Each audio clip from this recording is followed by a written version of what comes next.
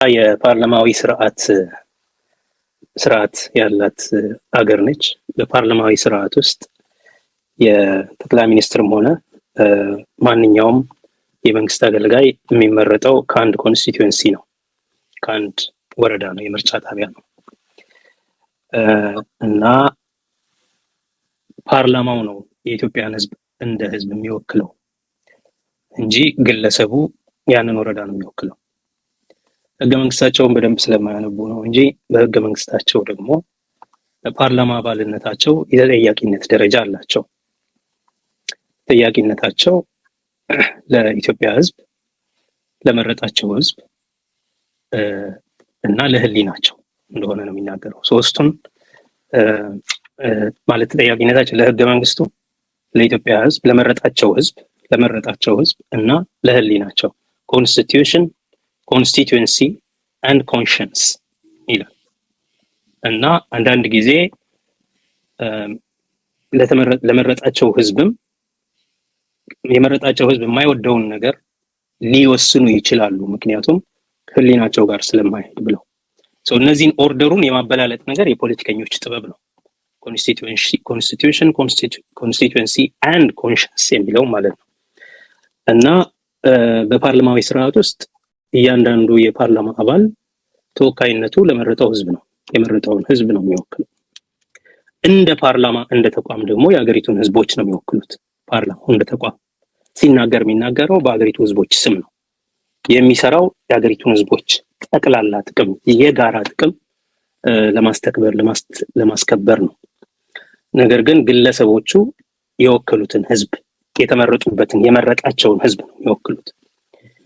ይሄን ስለማይረዳ እና ቀድሞም ቢሆን ደግሞ ያው ኦሮሞ አይደለሁም የሚል እንቅስቃሴ ስላለው ከበፊት ጀምሮ ኦሮሞነቱን ለመካድ የሚያደርገው ሽቅድምድም ነው እና የጎማ ህዝብ ተወካይ ከጎማ የተመረጥኩ የኢትዮጵያ ህዝብ ተወካይ ነኝ እንጂ የኦሮሞ ህዝብ ተወካይ አይደለሁም የሚለው ከተለመደው የሱ ከኦሮሞ ራሱን የሚያርቅበት መንገዱ ነው። እንደሚታወቀው እሱ ከመጀመሪያውም ጀምሮ ኦሮሞ ነኝ ብሎም አያውቅም።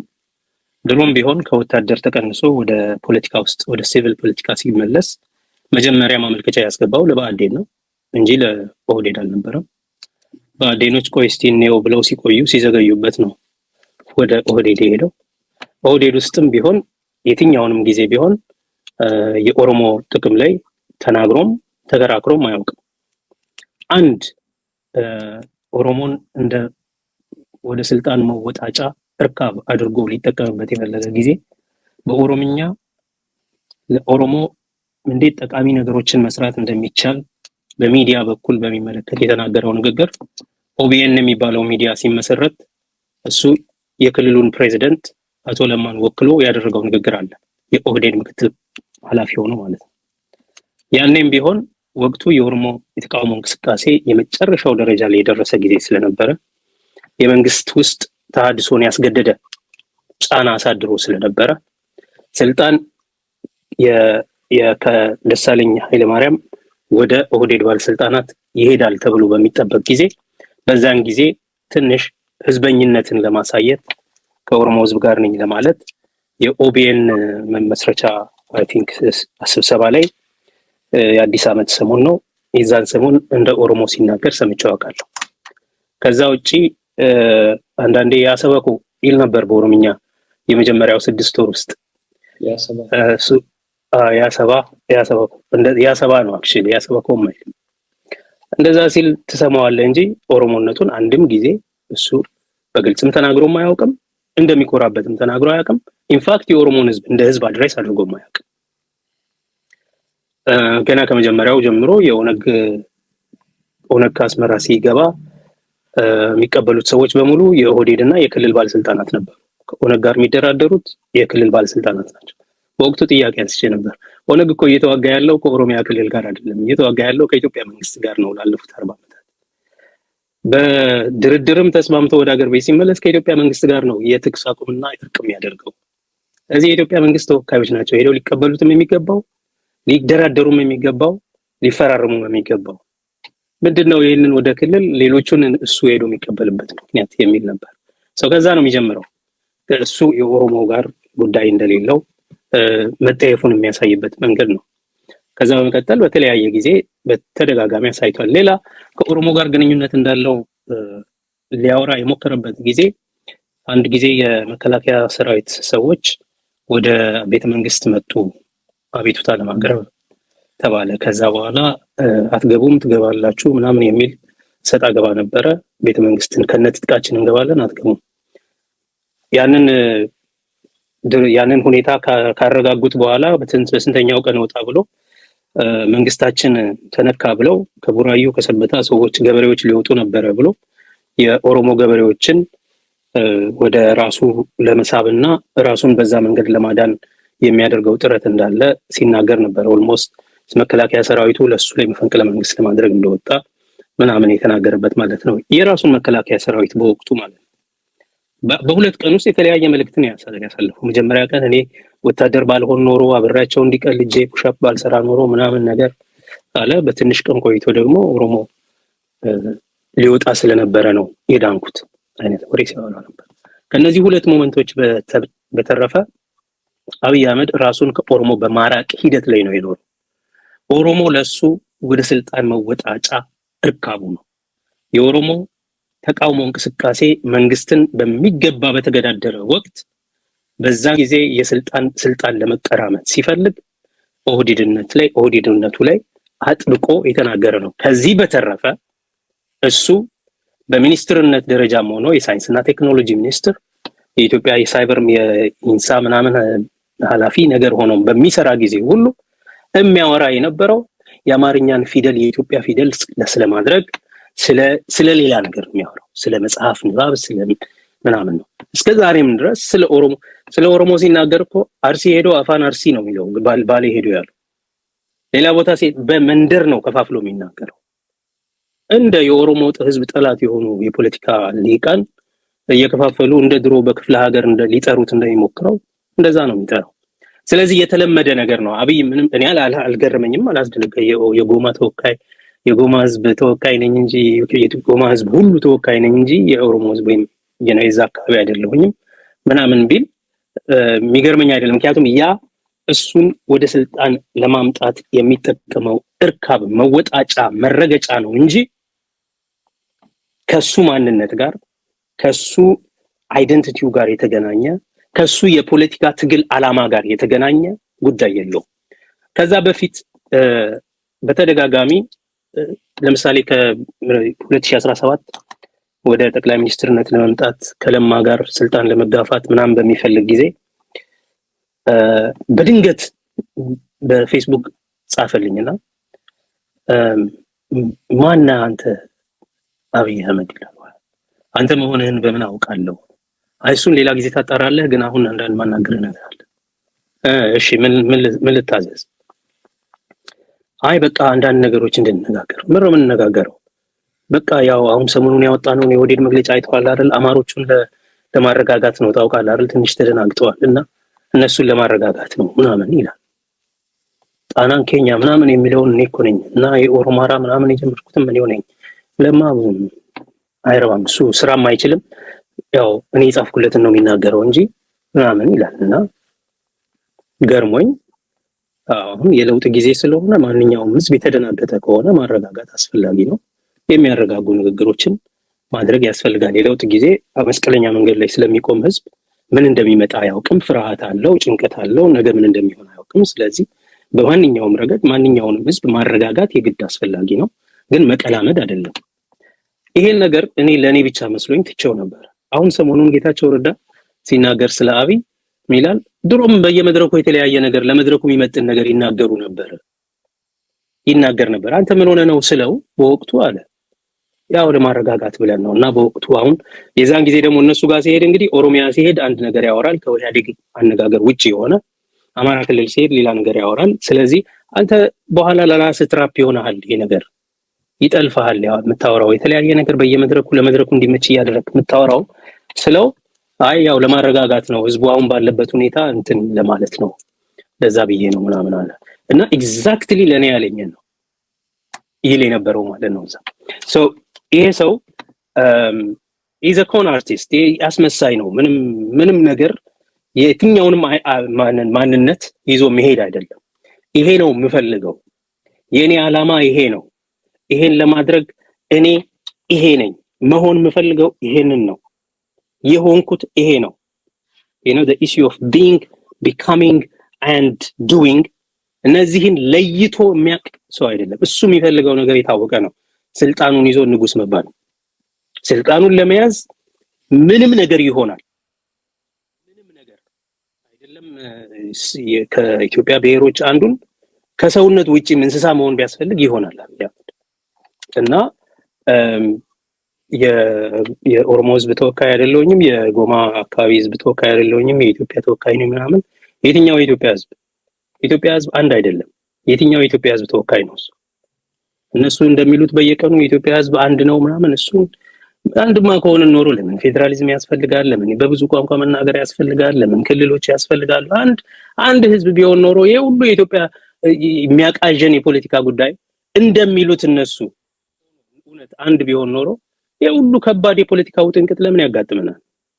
ይሄ ሁሉ የራስን ዕድል በራስ የመወሰን ጥያቄ ለምን ያጋጥመናል? ይሄ ሁሉ የክልልነት ጥያቄ ለምን ያጋጥመናል? ለምን የቋንቋ የመሬት የሁሉ ጥያቄ ለምን ያጋጥመናል? ይሄ ዝም ብለው መዘባረቅ ነውና አንድ ነን። አንድ ከሆንክ የማንኛው ተወካይ ነው? አሁን ባለው ሁኔታ ውስጥ ለዚህ እኮ ነው አብይ የትም በቃ ቤት የለሽ ፖለቲከኛ የሆነው ሄዶ ለዚህ ነው።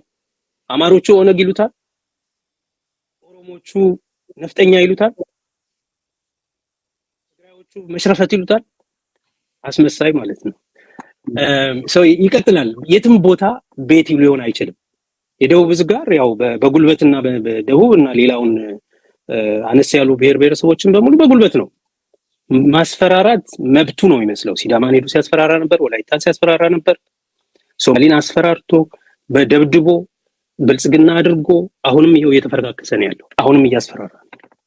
ስለዚህ አብይ ለክላሲክ ቤት የለሽ ፖለቲከኛ ስለሆነ ቤት የለኝም ብሎ ቢናገር አይገርመኝም። መልካም፣ በጣም አመሰግናለሁ ዶክተር ጸጋዬ። ሊሰመርበት የሚገባው ግን ለእያንዳንዱ የኢትዮጵያ ፓርላማ አባል ሊነገረው የሚገባ ነገር ለራሳቸው ማለት ነው። ስልጣኑን ይዘው እንኳን የት እንደቆሙ ለማያውቁቱ ማለት ነው። ተጠሪነታቸው ለህገ መንግስቱ ለመረጣቸው ህዝብና ለህሊናቸው ብቻ ነው ይላል። ስለዚህ ለመረጣቸው ህዝብ ስለሆነ እሱ ለነገሩ የትኛው ምርጫ ኖርና በየትኛው ምርጫ ተመረጡና ነው። ስለዛ ነው ግድ የማይሰጣቸው ስለመረጣቸው ህዝብ። ምክንያቱም ስማቸው ተላለፈ ከዛ ተመረጡ ተባለ እንጂ ምን የትኛው ምርጫ። ለዛ ነው እርን ያደረጉት የምርጫ ድምጽ አይደለም። ለፍተው ይሄን እናስፈጽምላችኋለን ብለው ከህዝብ ጋር ኮኔክት አድርገው ለህዝቡ ታግለው ህዝቡ ኦኬ አንተ ትሻለኛለህ ከእከሌ ይልቅ ብሎ የመረጣቸው ሰዎች አይደሉም። ስለዚህ ከህዝቡ ምንም ነገር እርን ያደረጉት ድምጽ ስለሌለ የዚህ ህዝብ ተወካይ ነኝ ማለት አይችሉም፣ ድፍረትም የላቸውም እንጂ ህገ መንግስታቸው የሚለው ተጠያቂነታቸው ለህገ መንግስቱ ለኮንስቲትዩንሲያቸው ለመረጣቸው ህዝብና ለህሊናቸው ነው የሚለው። አንድ ማንኛውም በሳል ፖለቲከኛ በህይወት ዘመኑ ፖለቲከኛ ከሆነ በካሪየሩ ውስጥ የሚያደራጀው ነገር ሁሌ ምንድነው?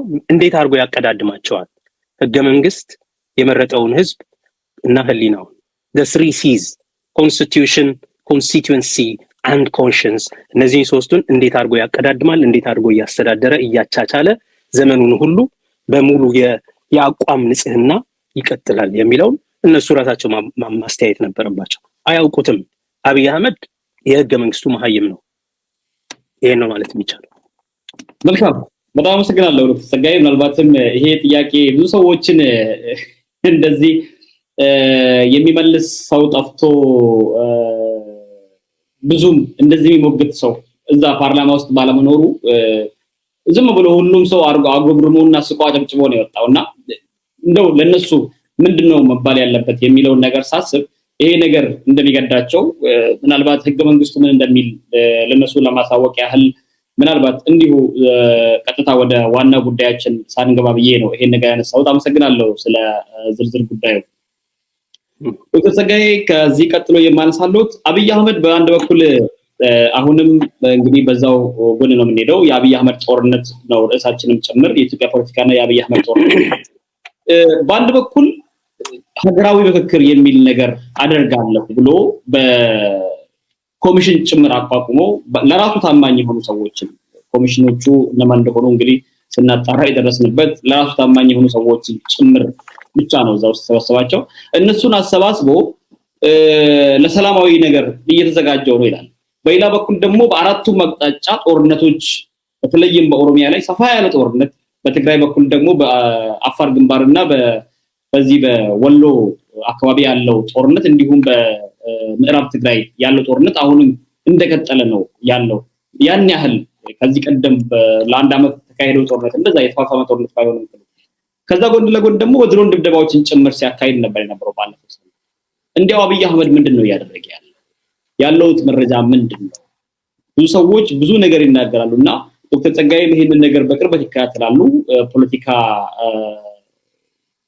በአጠቃላይ ፖለቲከኛ እንኳን ባይሆኑ የፖለቲካን ጉዳይ በደንብ በቅርበት ስለሚከታተሉ ምንድነው ለህዝባችን የሚነግሩት መረጃ? አብይ አህመድ ምን እያደረገ ነው የሚገኘው በዚህ ሰዓት በቀጥታ እንደው የሚያደርግ?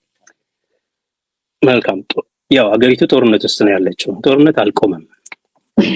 ጦርነት ብቻ ሳይሆን የዘር ማጥፋት ጦርነት ነው እየተካሄደ ያለው። የዘር ማጥፋት ጦርነት አሁን ለስንቱ ለአመት ከ8 ወር ገደማ ማለት ነው የቀጠለበት ሁኔታ ነው ያለው። ይሄ የዘር ማጥፋት ጦርነት በተግባር አሁን በትጥቅ ኦሮሚያ ክልል ውስጥ ይካሄዳል። በሁለት መንገድ፣ በመንግስትና ፋኖ በሚለው ራሱን ብሎ በሚጠራው ሽፍታ ቡድን በኩል የኦሮሞ ህዝብ ላይ ይካሄዳል። በቤኒሻንጉል ጉሙዝ ይካሄዳል፣ በመተከል በየቀኑ እና በሌሎችም አካባቢዎች።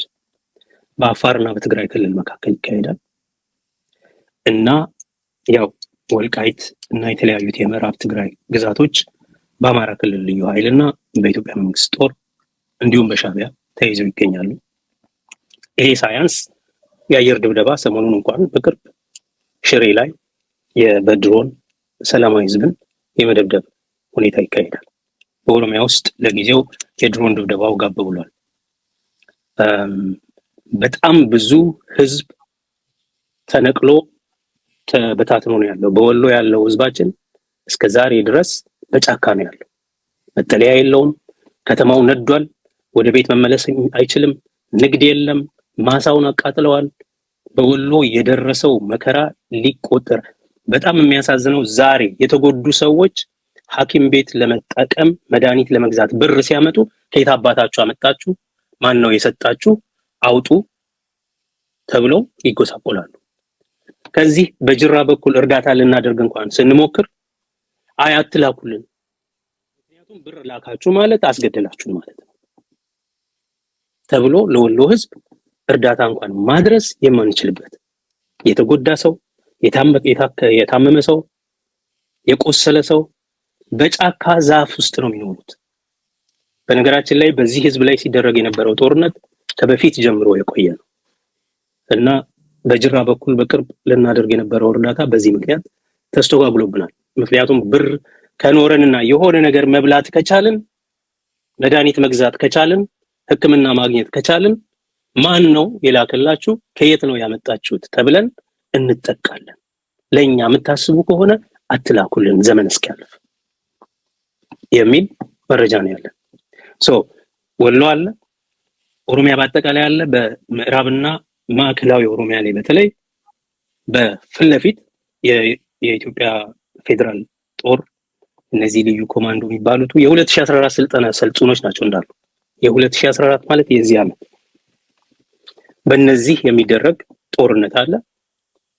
በምዕራብ ወለጋና በወለጋ አካባቢና በቤኒሻንጉል ጉሙዝ የኢትዮጵያ ጦር ብቻ ሳይሆን የኢትዮጵያ ጦር ቆሞ እያየ የአማራ ልዩ ኃይል የአካባቢው ታጣቂ የአማራ ኃይሎች ተወላጅ የአካባቢው ማለት ነው ኃይሎች እንደዚሁም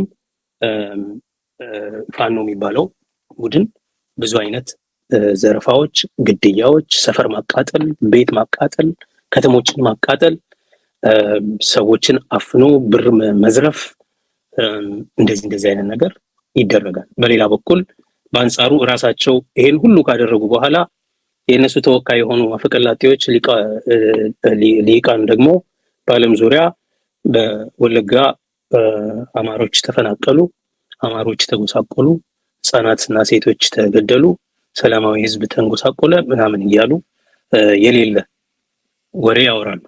ሀገሪቱ ያለችበት ሁኔታ የጦርነት ሁኔታ ነው። መረሳት የሌለበት ጦርነት ብቻ ሳይሆን የዘር ማጥፋት ጦርነት እየተካሄደ ያለበት ሁኔታ ነው። መርሳት የሌለብን ሌላው ነገር ከሁኔታውን ስናነሳ በትግራይ ለምሳሌ አሁን ቅድም የወሎን ሂውማኒቴሪያን ችግር አነሳው፣ ሌሎች ቦታ ያሉትን አነሳው። ግን በትግራይ አሁንም በከበባ የሞት ፍርድ የተፈረደበት ህዝብ እንዳለ ነው። አሁንም በየቀኑ ህፃናት ይሞታሉ። በመቶ ሺዎች የሚቆጠሩ ሴቶች የተደፈሩበት፣ አውቀው ሰዎች አስበውበት በኤድስ እንዲለከፉ የተደረገበት፣ አሁን ደግሞ ምግብ ማድረስ እንዳይቻል ተደርጎ አንዳንድ ጊዜ ማድረስ አይፈቀድም ይሉሃል። ሌላ ጊዜ ሊያደርሱ ያሉ የእርዳታ ድርጅቶችን ያስተጓጉላሉ አካሄዳቸውን። ሌላ ጊዜ ደግሞ የይስሙላ አውሮፕላን ሄደው ያሳርፉና ይመለሳሉ። የይስሙላ ለህዝቡ መድረስ ያለበት መድኃኒት፣ ምግብ በወቅቱና በአግባቡ እየደረሰ አይደለም። ለዚህ ደግሞ ተወቃሹ ህወሓት ነው እያሉ ይናገራሉ። ይሄም አልሆነም። ህወሓት በግልጽ ማንኛውንም እርዳታ ወደ ህዝብ እንዲደርስ ለማድረግ እናቀላጥፋለን ብሎ በግልጽ ተናግሯል። መግለጫ ወጥቷል በተደጋጋሚ። ይሄ ሁኔታ ውስጥ ነው ያለነው። በዚህ ሁኔታ ውስጥ ሆነን ነው እንግዲህ አገራዊ ምክክር ምናምን እያሉ የሚቀልሉት። ሀገራዊ ምክክር ብለው ከነ ህወሓት ጋር ከነ ኦነግ ጋር አንነጋገርም ምናምን ይላሉ። በሌላ በኩል የነሱ አጫፋሪዎቻቸው ደግሞ ኦነግን እንደ አሸባሪ ድርጅት መበየን አለባችሁ ምናምን ይላሉ። የሀገራዊ ምክክር ኮሚሽን አባላት ብለው የራሳቸውን ዋና ቲፎዞዎች የኢትዮጵያን ህዝብ ኢትዮጵያን ከኢትዮጵያ ህዝቦች ለመታደግ ብለው በአጀንዳ ይዘው ሲያቀነቅኑ የነበሩ ሰዎችን ሰብስበው የሀገራዊ ምክክር ኮሚሽን ኮሚሽነሮች ብለው ስልጣን ሰጥተው በዛ አግባብ እንሄዳለን እያሉ ነው። ሀገራዊ ምክክርም እያደረጉ አይደለም። ቢያንስት በእነዚህ ሰዎች የሚደረግ የሀገራዊ ምክክርም አይደረግም፣ የለም። የሚያደርጉት ደግሞ እርስ በርስ ነው። እንደኔ ዳያሎግ ሳይሆን ሞኖሎግ ነው ማለት ኢዜማ፣ ብልጽግና እና እናት ፓርቲ ምናምን ቢነጋገሩ አብን ወይም ቢነጋገሩ ኢትስ ሞኖሎግ ኢትስ ሰልፍ ቶክ ነው። ወደ ራስ ከራስ ጋር ማውራት ማለት ነው። እና ይልቅ በሀገራዊ ምክክር ስም ምን ሊያደርጉ ነው? ለምንድን ነው እንመካከር የሚሉት? በሀገራዊ ምክክር ስም ቀደም ሲል እንዳስቀመጡት ልክ መንግስት የመሰረቱለት በጥቅምት ያሉት ነገር ሀገራዊ ምክክር እናደርጋለን እና ሀገራዊ ምክክር የምናደርገው ደግሞ እስካሁን ድረስ ሳንስማማባቸው በህገ መንግስት የተካተቱ ነጥቦችን ለማሻሻል እንዲረዳ በእነዚህ ላይ መግባባት እንዲኖር ለማድረግ ብለው ነበር። ስለዚህ አሁን መንግስት ስለሆኑ በሀገራዊ ምክክር ስም ገብተው የህገ መንግስቱን እነሱ የማይወዷቸውን አንቀጾች አስተካክለው ቢፈልጉ አህዳዊ ስርዓት ቢፈልጉ ደግሞ እነሱ በሚፈልጉት የክፍለ ሀገር አደራጅተው የብሔር ፖለቲካ ምናምን የሚለውን ነገር አጥፍተው ኢትዮጵያ ብሔር ብሔረሰቦች የሚለውን ነገር አጥፍተው የራስን ዕድል በራስ መወሰን የሚለውን ሰርዘው አንቀጽ 39ን ሰርዘው በቃ ከዛ በኋላ በደስታ ኑሩ የሚለውን ተረት ሊነግሩ ነው የሚፈልጉት። ከዚህ ውጪ ምንም የተለየ ነገር የለም። አሁንም ዛሬም ሰው እየሞተ ነው። ዛሬም ሰው እየተፈናቀለ ነው። በኦሮሚያ በመቶ ሺዎች የሚደርስ ህዝብ ተፈናቅሏል። በሐረርጌ ውስጥ የከፋ ጦርነት አለ ከኦሮሞ ነጻነት ጦር ጋር። በደቡብ ኦሮሚያ ጦርነት አለ። በምዕራብ ኦሮሚያ ጦርነት አለ። በማዕከላዊ ኦሮሚያ ጦርነት አለ። የኦሮሞ ነጻነት ጦር ከነሱ ጋር ኃይለኛ ፍልሚያ እያደረገ ነው። በየቀኑ እየማረኳቸው ያሉትን የነሱን የልዩ ኃይል ሰዎች የፌደራል መከላከያ ሰዎች እየማረኩ ያናዛሉ። የጦር እስረኞችን የጦር ምርኮኞችን በዛ አግባብ ማቅረብ አለባቸው የለባቸውም ሌላ ጉዳይ ነው። ግን ለማስረጃ እንዲሆን ይሆናል እነዚህን መረጃዎች እያየን ነው በየቀኑ። እዚህ ጦርነት ውስጥ ነው ያለነው። በኦሮሚያ ውስጥ በተግባር መከላከያ አቅማቶ መዋጋት ሲያቆም እንኳን ሽፍቶች ግን ፋኖ የአካባቢው ታጣቂ የአማራ ክልል ልዩ ኃይል የሚያሰለጥናቸው ሰዎች እነዚህ በህዝብ ላይ ከባድ ችግር እየፈጠሩ ነው። በመቶ ሺዎች የሚቆጠሩ በምዕራብ አካባቢ ብቻ ተፈናቃዮች አሉ። ከቤኒሻንጉል ጉሙዝ፣ ከኦሮሚያ፣ ከምዕራብ አካባቢ ማለት ነው። እና ይሄ መፈናቀል የሰብአዊነት ክራይሲስ እየፈጠረ ነው። ግን ማንም ሰው ይሄን ሲናገር አይታይም። በከተማው ውስጥ ከባድ የኑሮ ውድነት አለ። ይሄንን ምናልባት ከኔ ይልቅ የምጣኔ ሀብት ዕውቀት ያላቸው ሰዎች የገበያውን ዋጋ ንረት፣ የገንዘብ ግሽበት፣ የከረንሲው መውደቅ እነዚህን እነሱ በስፋት የሚተነትኑት ይሆናል። የዘር ማጥፋት ጦርነት አደጋ አለ። ጦርነቱ የወለደው የረሃብና የሰብአዊነት ቀውስ አለ። አሁንም እየተስፋፋ ያለ ጦርነት አለ። አሁንም በድሮን ጥቃት ይደረጋል። እሱ ብቻ አይደለም፣ ሰፊ ስልጠና ይካሄዳል። ዝግጅት እየተደረገ ነው። አሁንም በዋናነት ከህወሓት ጋር እንደራደራለን የሚል ፋሳድ እንፈጥርና እነሱ ጊዜ ሲሰጡን ኦሮሚያ ውስጥ የሚንቀሳቀሰውን እነሱ ኦነግ ሸኔ የሚሉትን የኦሮሞ ነጻነት ጦር ሙሉ በሙሉ እናደቃለን፣ እናወድማለን የሚል ሰፊ ዝግጅት አለ። ያ ብቻ አይደለም። አሁን በቅርብ አንድ ከውስጥ የወጣ መረጃ እንደሚያሳየው የራሻና ዩክሬን ጦርነት ጥላ ስር በራሻና በዩክሬን ጦርነት ጥላ ስር ዓለምኛን መስማት ስለማይችል አሁን የኢትዮጵያን ነገር ስለማይሰማ በዚህ አጋጣሚ በምንችለው መጠን ተረባርበን የኦሮሞ ህዝብ የኦሮሚያን ክልል በሚገባ ማጽዳት አለብን ከኦነግ የሚል ዘመቻ ላይ ናቸው ያሉት። ስለዚህ በዚህ ነገር ላይ እየሰሩ ነው። ኦፍ ኮርስ እንደሚታወቀው የኦሮሞ ነጻነት ጦርም የራሱን የስልጠናና ከዘመቻው ባሻገር የራሱን ስልጠናና ዝግጅት እያደረገ ነው። በትግራይ በኩልም እንደዚሁ ቲዲኤፍ የራሱን ዝግጅት እያደረገ ነው። በሁሉም አካባቢ አስፈላጊውን የመመከት ስራ ለመስራት ከኤርትራም የሚቃጣ ጦርነት ካለ ከኢትዮጵያ መከላከያ ጊዜ ገዝቶ ትንፋሽ ሰብስቦ ራሱን አደራጅቶ ወደ ጦርነት ቢገባ ያው ምንም የመዋጋት ስሜት ያላቸው ሰዎች የሉትም። አፍሰው የሚያመጡትም አሁን አሰልጥነው የሚወጡትም ሄዶ እጁን ለመስጠት ነው የሚሽቀዳደመው። ግን ቢገባ ለዚህ ሁሉ ለመመከት ዝግጅት እየተደረገ ያለበት ሁኔታ ነው። ስለዚህ አይ ቲንክ አንቂዎቻችን አዋቂዎቻችን ጦርነት እንደሌለ ሰላም እንደወረደ የሆነ ፋታ እንዳለ አድርገው የሚያስቡ ከሆነ ተሳስተዋል።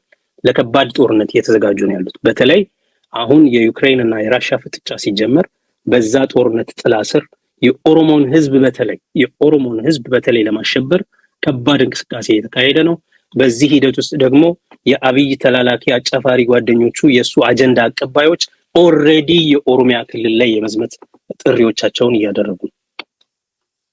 በጣም አመሰግናለሁ ዶክተር ጸጋዬ። ከዚህ ጋር አያይዘን እንዲያው አሁን ያነሱልኝ ነገር ላይ አንድ ነገር እንዲሉ ፈለኩኝ። በተለይ ከዚህ ቀደም በረሃብም ይሁን በተለያየ አጋጣሚ ኦሮሚያ ውስጥ መጥተው የሰፈሩ የአማራ ክልል ሰዎች አሉ። በልዩ ቦታ በደንብ የሚታወቁባቸው በተለይም በምስራቅ ወለጋ ወረዳዎቹ ናቸው። እነዚህ አና ሲቡስሬ ወይም ሲቡስሬ ወረዳ፣ ጉቦ ሰዮ፣ ጉደያ ቢላ እና አካባቢው ላይ እንዲሁም ደግሞ ዛሬ አሁን እንዲያው በልዩ ሁኔታ ዛሬ በዚሁ በምስራቅ ወለጋ ጉቶ ግዳ የሚባል አካባቢ ላይ ፈይሳ፣ ሶሌ፣ ጮቆርሳ፣ ጂማቴ፣ ከሚሴ የሚባሉ አካባቢዎች ላይ እዛው አካባቢ ላለፉት 30 እና 40 ዓመት ሲኖሩ የነበሩ የአማራ ማህበረሰብ የኦሮሞን ህዝብ እየወጉና ቤት እያቃጠሉ ነው የሚገኙት። ከአማራ ክልል ከመጡ ፋኖች ጋር ተደባርበው ነው ይሄን ነገር የሚያደርጉት። እዚህ አካባቢ በሺዎች የሚቆጠሩ ሰዎች ተፈናቅለው ጫካ ገብተዋል። ጫካ የገባው ህዝባችን ጫካ ውስጥ እንዳይኖር መንግስት ኦነግ ሸኔ ናቸው ብሎ ይገላቸዋል። የሆነ መጠለያ ካምፕ ሲገቡ በድሮን ይደበደባሉ። አሁን መግቢያ መውጫ አጥተው ነው ተቸግሮ ያለው። ኢንተርኔት የለም፣ ማብራት የለም፣ የሚጠቀሙበት የሚረዳቸው ሰው የለም።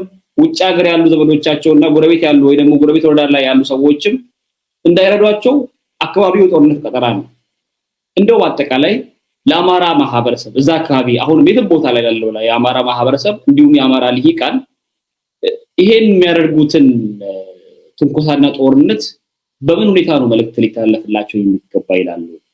ምክንያቱም 40 ዓመት አብሮ የኖረውን ህዝብ ነው እየወጋ ያለው መልሶ እዛው አካባቢ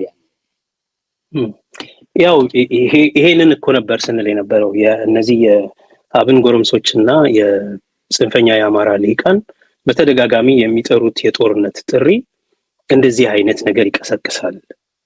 የሚዋጉት የሚታገሉት በአማራ ክልል ላለው ምስኪን የአማራ ህዝብ ሳይሆን ድንበር ዘለል ሆነው ከክልላቸው ውጪ ስላሉት ስለማያውቋቸው አማሮች ዞር ብለው አይተዋቸው አገልግለዋቸው ስለማያውቁ አማራዎች የኦሮሚያ ክልል፣ የሶማሊ ክልል፣ የደቡብ ክልል የተለያዩ ህዝቦች አስተዳደሮች የሚያስተዳድሯቸው ህዝቦች በኃላፊነት ሰላማቸውን ጠብቀው አገልግሎት ሰጥተው ማህበራዊና መንግስታዊ አስተዳደራዊ ግልጋሎት እየሰጡ ያኖሯቸውን ሰዎች መሬት ሰጥተው እያኖሩ ያሉ ሰዎችን እንዲወጉ ያስተላልፉላቸዋል።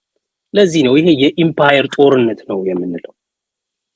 እግራቸው የረገጠበትን አካባቢ በሙሉ የኛ ነው እያሉ ህዝብን ወደ ጦርነት ይቀሰቅሳሉ። የኢምፓየር ናፍቆት ነው የምንለው። ኢምፓየር ማለት ኢምፔሪያል የሆነ እንቅስቃሴ ማለት ድንበር ዘለል የሆነ ትምክህት ማለት ነው። ከራሱ ድንበር አልፎ ሌሎች ላይ በጉልበት ራሱን የመጫን በሌሎች አካባቢ ላይ የበላይነትን የአንድን ቡድን የበላይነት ለማስፈን መንቀሳቀስ ነው ኢምፓየር ማለት። የራስን ክልል ሙሉ በሙሉ ማስተዳደር ብቻ አይደለም። የኢትዮጵያን የፌደራል ስልጣን መቆጣጠር ብቻ አይደለም የሚፈልጉት። በሁሉም ክልል ውስጥ የነሱን የበላይነት ለመጫን የአንድን ህዝብ እዛ ያለውን ምስኪን ሰፋሪ የበላይ እንዲሆን ለማስገደድ የአካባቢውን ህዝብ ማሸበር፣ ማፈናቀል፣ ማሳደድ፣ መወንጀል፣ ስም ማጥፋት እንደ የፖለቲካ ዘዬ አድርገው እየተንቀሳቀሱ ነው። ፖለቲካቸው ጦርነት በሌላ መንገድ ሆኗል። በነገራችን ላይ ኢትዮጵያ ውስጥ ፖለቲካ የለም። ይሄን ርዕስ ስትነግረኝ የኢትዮጵያ ፖለቲካና የአብይ ጦርነት ስትል የኢትዮጵያ ፖለቲካውን ጦርነት ነው። ፖለቲካ የለም። ፖለቲካ ማለት መደራደር፣ መከራከር እና ኮምፕሮማይዝ ማድረግ፣ ማመቻመችና ለጠቅላላው ጥቅም የሚጠቅሙ ነገሮች ላይ በዛ የምንግባባበት አገራዊ ምክንያት ፐብሊክ ሪዝን አምርተን በዛ እንተዳደራለን ማለት ነው። ፖለቲካ አይደለም አሁን ያለው ነገር። ጉልበትን የማሳየት እንቅስቃሴ ነው። መንግስታዊ ጦርነት አለ፣ ማህበረሰባዊ ጦረኝነት አለ። ማህበረሰባዊ ጦረኝነቱ ደግሞ ሁሉም ድንበር ዘለል ነው። ወልቃይት ይላል ትግራይ ይሄዳል፣ ራያ ይላል ትግራይ ይሄዳል፣ ወሎ ይላል ኦሮሚያ ወሎ ኦሮሞ ጋር ይሄዳል፣ ከረዩ ጋር ይገባል፣ አዳማ ምናምን ይያል ማለት ነው። ፊንፊኔ ላይ ይቀውጠዋል፣ ይኸው በየቀኑ እንደሚሳደቡት ማለት ነው። ወለጋ የኛ ነው ይላል፣ ይቀጥላል እንደዚህ ያለ በየአካባቢው መተከለኛ ነው፣ ቤኒሻንጉል በየሄደበት ሐዋሳና ሰማይ የኔ ነው አይባልም፣ የኔ ሲዳማ አይደለም ነው ማለት።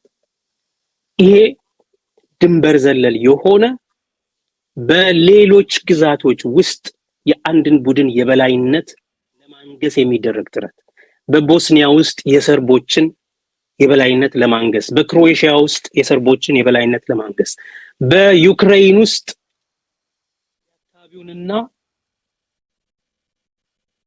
ከራሻ የመጡ ራሽኛ ተናጋሪዎችን የበላይ ለማድረግ ፑቲን የሚያደርገው ጦርነት። አይም ባይ ዘ ዌይ በድንገት አይደለም የአማራ ክልል ሊቃን የራሻን ባንዲራ ይዘው ወይም ደግሞ ፕሮፋይል ፒክቸራቸውን የፑቲን አድርገው የሚንቀሳቀሱት።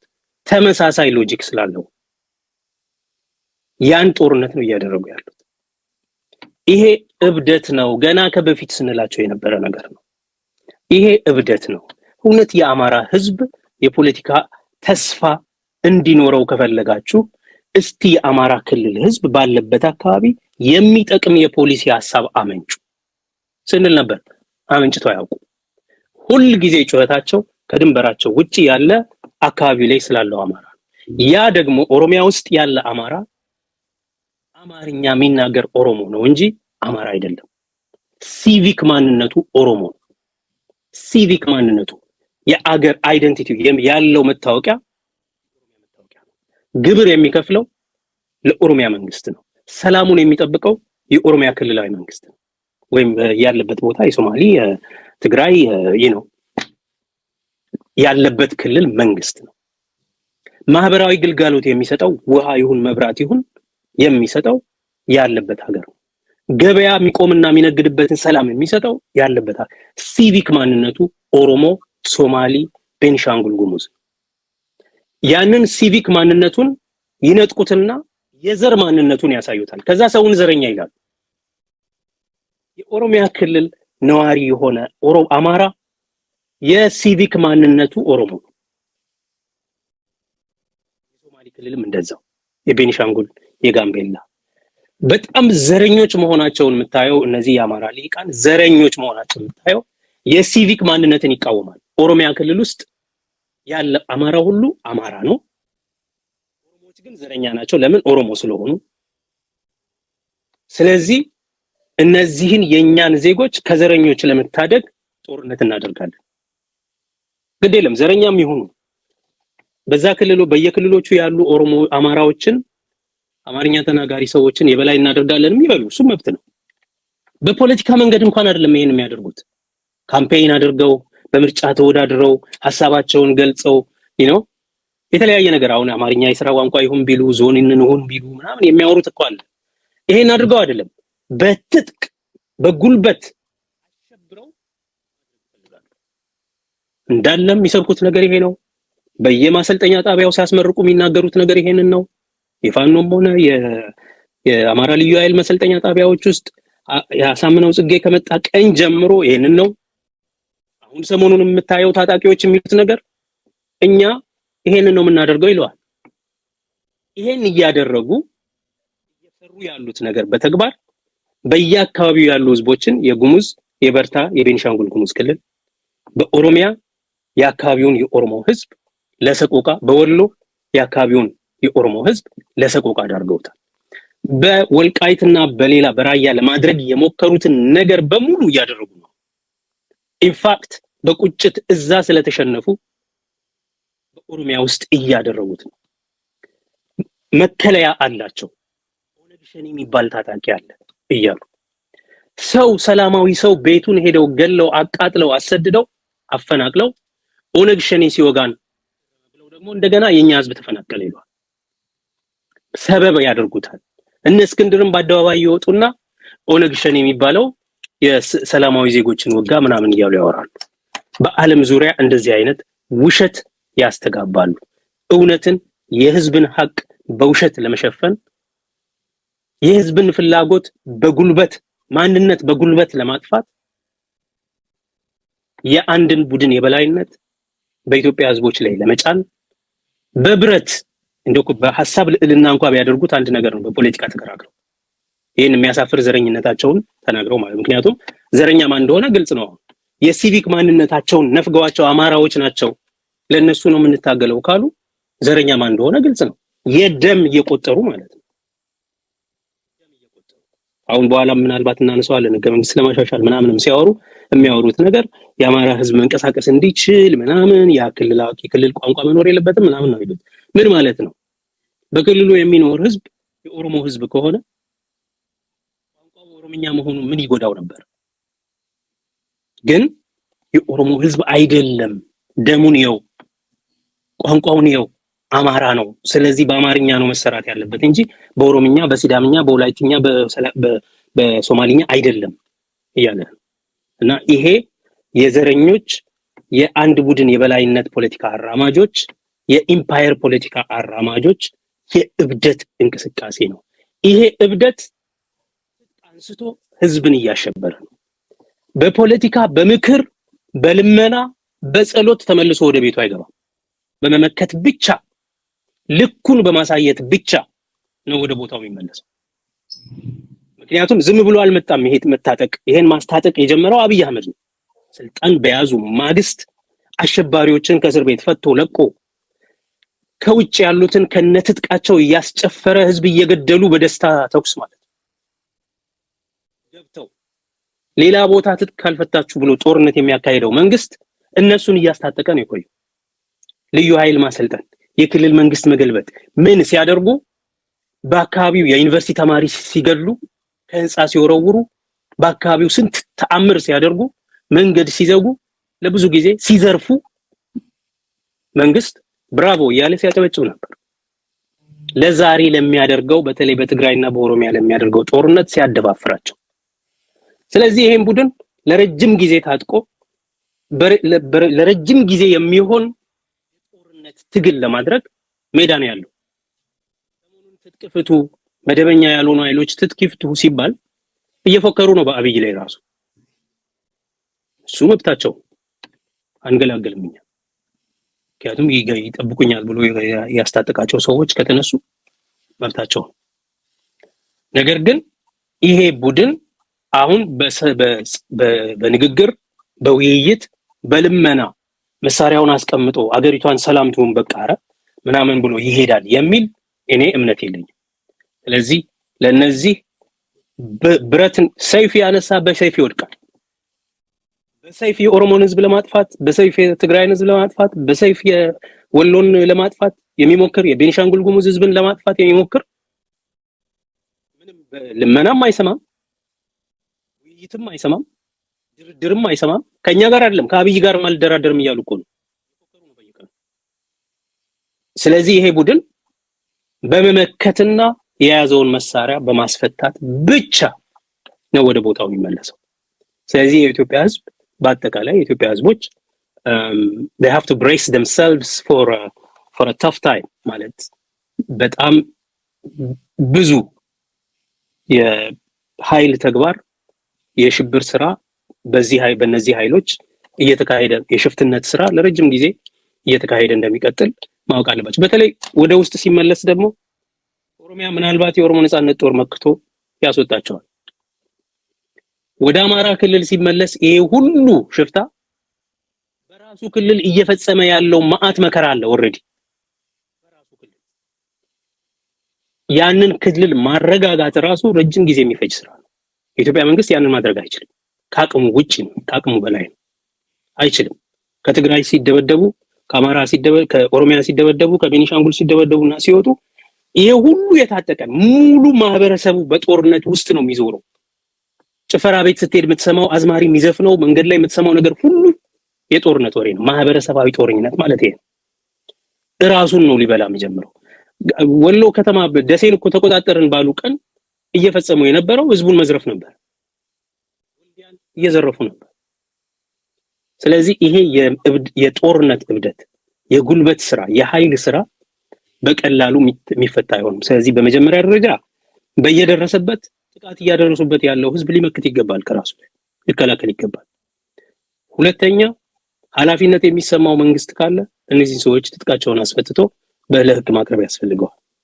ኃላፊነት የሚሰማው ብቃትም ያለው የሚያስተዳድር መንግስት ከሌለ የፐርፎርማንስ ሌጂቲመሲ ያለው መንግስት ከሌለ ደግሞ በሚፈጠረው መንግስት የሰላምና መረጋጋት አደረጃጀት በዛ አግባብ በቁጥጥር ስር ውለው ለፍርድ መቅረብ አለባቸው ብዬ ነው።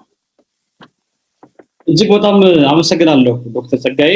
ከዚህ ጋር አያይዞ በህገ መንግስት መሻልና ማስቀየር ዙሪያ ልሂቃኖቻቸው እየሰሩት ያሉት ነገር አለ።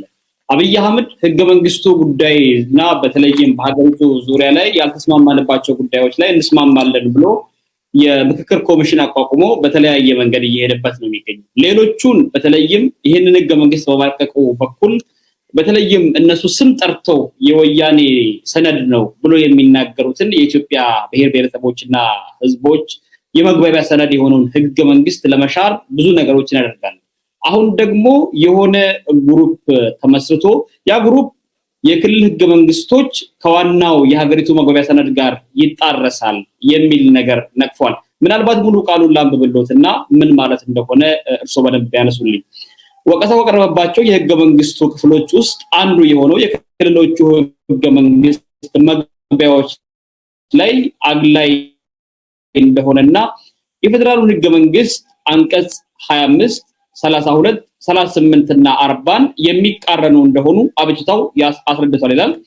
መግቢያዎቹ የክልሉን ባለቤትነት ጭምር በስም ለተጠቀሱት ወይ ደግሞ ለተጠቀሱት ብሔርና ብሔረሰቦች ብቻ የሚሰጡና ሌሎች በክልሉ የሚኖሩ ዜጎችን ወይም ብሔር ብሔረሰቦችን እውቅና የማይሰጡ የሚያገሉና እንደሌላ አገር ዜጋ የሚቆጥሩ ናቸው የሚል ነው እነሱ ያመጡት አብጅታ የቀረበበት ማለት ነው። በዚህ እነዚህ አንቀጾች ላይ 4 አንቀጾችን ጠቅሷል ከዋናው መግባቢያ ሰነድ።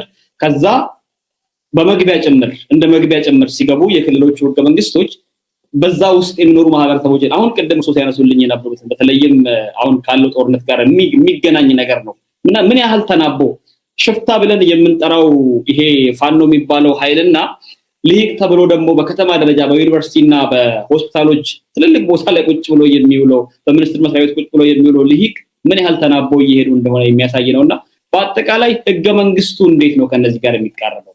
እውነት የክልሎቹ ህገ መንግስቶች ከነዚህ ከዋና ወይ ደግሞ ከእናት ሰነዱ ጋር ከሀገሪቱ መግባቢያ ሰነድ ጋር ይጣረሳሉ ወይ? ምን ይላሉ እርስዎ እዚህ ላይ? መልካም ይሄ ነገር ያው ጦርነቱ መቀጠሉን ብቻ ነው የሚያሳየው። ጦርነት በሌላ መንገድ ነው እንዳልኩ ኢትዮጵያ ውስጥ ዛሬ ፖለቲካም ህግም የለም። ፖለቲካውም ጦርነት ነው። በትጥቅም የመዋጋቱ ጦርነት ነው። በህግ በፍርድ ቤትም በሰዎችን በሽብርተኛ በወንጀል እያሉ ማቅረቡም ጦርነት ነውና ጦርነት በሌላ መንገድ ነው ሁሉ it's war by other means። የነዚህም ሊቃን እና ይሄ ብሔራዊ መግባባት ምናምን የሚባለው ውይይትም የዚህ ጦርነት ቀጣይ ክፍል ነው እና የዚህ ጦርነት በሌላ መንገድ ማካሄጃ መንገድ ነው። የአብይ አህመድ ዘመን ምንድነው ስሙ ቢባል ኢትዮጵያን ከህዝቦቿ የመታደግ የማዳን ስራ የሚሰራበት ዘመን። ምክንያቱም ወደ ቀድሞ ክብር እንመለሳለን። it's exactly ፑቲን ያለው ነገር ነው። ፑቲን ድሮ ያው ራሽያን ማረጋጋት ራሽያን ጥሩ ኢኮኖሚ እንዲኖራት ማድረግ ይል ነበር። ከ2008 በተለይ ከ2012 ከ2014 በኋላ ግን በፍረንጆች አቆጣጠር ራሽያን ትልቅ የማድረግ ወደ ድሮ ክብሯ የመመለስ ማለት ሲጀምር ድንበር ዘለል ጦርነቶች ማድረግ ጀመረ። አፍጋዚያ፣ ክሪሚያ፣ አሁን ደግሞ ጆርጂያ በኋላ ዩክሬን ማለት ነው።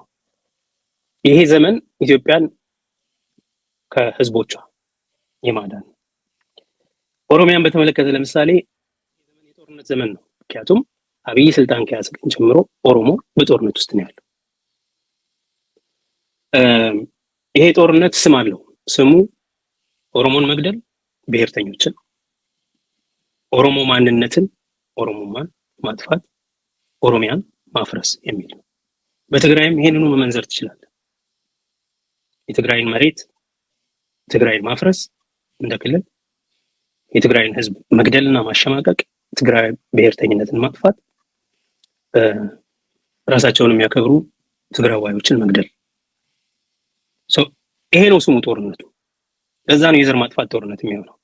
ማንነትን ማጥፋት፣ ክልልን መናድ፣ ማፍረስ፣ የክልል መገለጫ የሆኑ ተቋማትን ማፍረስ፣ ህገ መንግስትን ጨምሮ መንግስትን ጨምሮ ፓርቲዎችን ጨምሮ ማፍረስ፣ የዛ ክልልና ህዝብ መገለጫ የሆኑ አስተሳሰብ ያላቸውን ሰዎች መግደል፣ ማሳደድ፣ ማሰር፣ ማሸበር።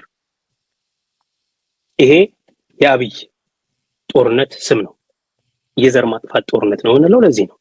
በዘር ላይ ተመርኩዞ የሚደረግ ዘመቻ ነው እየተደረገ ያለው እና ዘረኝነት ጥግ ድረስ የደረሰበት መንግስት ማለት ነው። it's very ironic አይመስልም? አሁን ብዙ ሰው አንድነት ምናምን ነው እንዳልኩ ነው። ዘር ቆጥረው ህገ መንግስት ስለማሻሻል እንኳን ሲያወሩ በተለያዩ የኢትዮጵያ ክልሎች ያሉ ደማቸው አማራ የሆነ ሰዎችን ለማገልገል ብለው ነው ህገ መንግስት የሚያሻሽሉት። የኢትዮጵያን ህዝብ አይደለም። ኢትዮጵያን ከኢትዮጵያ ህዝቦች በማዳን ለአማራ የበላይነት ማቅረብ እንዲያሻሽሉ የሚያደርጋቸው እና ይሄ ነው ስሙ ጦርነቱ። እየተደረገ ያለው በዳያሎግ በለው በፓርላማ የሚያደርጉት በሀገራዊ መግባባት የምትለው የህገ መንግስት ማሻሻል ምናምን የሚባለው ነገር በሙሉ ጦርነት በሌላ መንገድ ነው።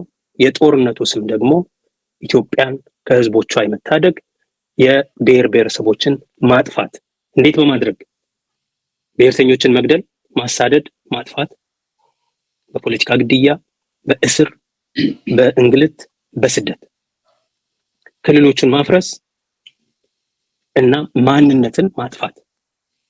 የኦሮሞ ማንነትን ማጥፋት፣ ኦሮሞማን ማጥፋት ዋና የዘመቻ ፍላጋቸው።